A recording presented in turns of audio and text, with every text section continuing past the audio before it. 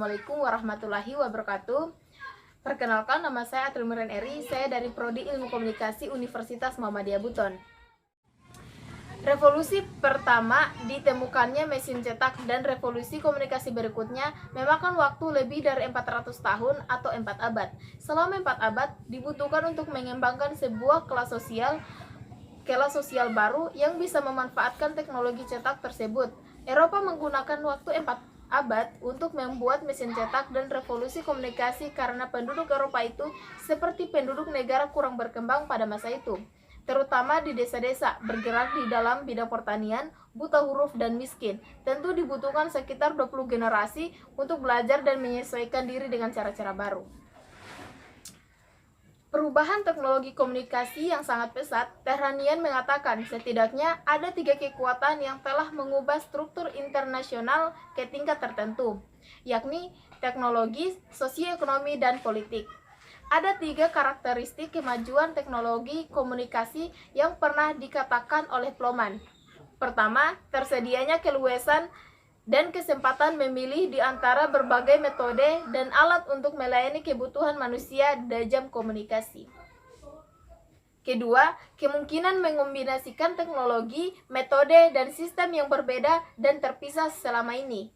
Ketiga, kecenderungan ke arah desentralisasi dan individualisasi dalam konsep serta pada pemakaian teknologi komunikasi. Revolusi teknologi ini dimulai dari pembauran teknologi, aliansi, strategis, dan pembentukan jaringan.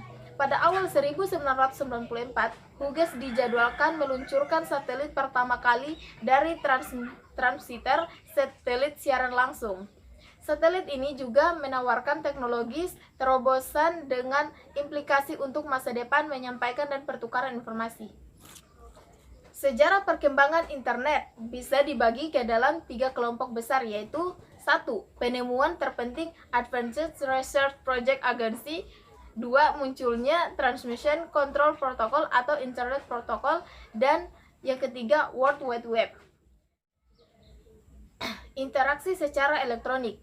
Akhir-akhir ini, kita cenderung semakin akrab dengan istilah-istilah semacam e-commerce, e-banking, e-government, e-learning, dan sebagainya.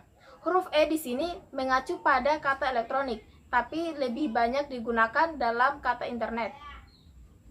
Yang pertama, e-commerce. Dari namanya, kita sudah bisa menebak kalau ini berkaitan dengan kegiatan yang bersifat komersial. Electronic commerce atau perdagangan elektronik adalah penyebaran, pembelian, penjualan, pemasaran barang dan jasa melalui sistem elektronik seperti internet atau televisi, www atau jaringan komputer lainnya. Perdagangan elektronik dapat melibatkan transfer dana elektronik, pertukaran data elektronik, sistem manajemen inventory otomatis, dan sistem pengumpulan data otomatis. 2. Electronic banking atau perbankan elektronik yang juga dikenal dengan istilah internet banking ini adalah melakukan transaksi, pembayaran, dan transaksi lainnya melalui internet dengan website milik bank yang dilengkapi sistem keamanan. Penyelenggaraan internet banking merupakan penerapan atau aplikasi teknologi informasi yang terus berkembang dan dimanfaatkan untuk menjawab keinginan nasabah perbankan yang menginginkan servis cepat, aman, nyaman, murah, dan tersedia setiap saat.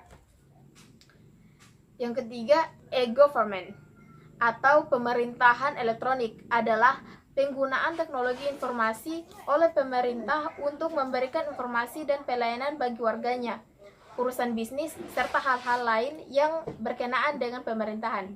Electronic government dapat diaplikasikan pada legislatif, yudikatif, atau administrasi publik untuk meningkatkan efisiensi internal, menyampaikan pelayanan publik, atau proses kepemerintahan yang demokratis. Keuntungan yang paling diharapkan dari electronic government adalah peningkatan efisiensi, kenyamanan, serta aksesibilitas yang lebih baik dari pelayanan publik. Yang keempat, electronic learning.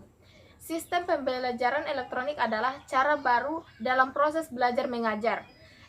Electronic learning merupakan dasar dan konsekuensi logis dan perkembangan teknologi informasi dan komunikasi.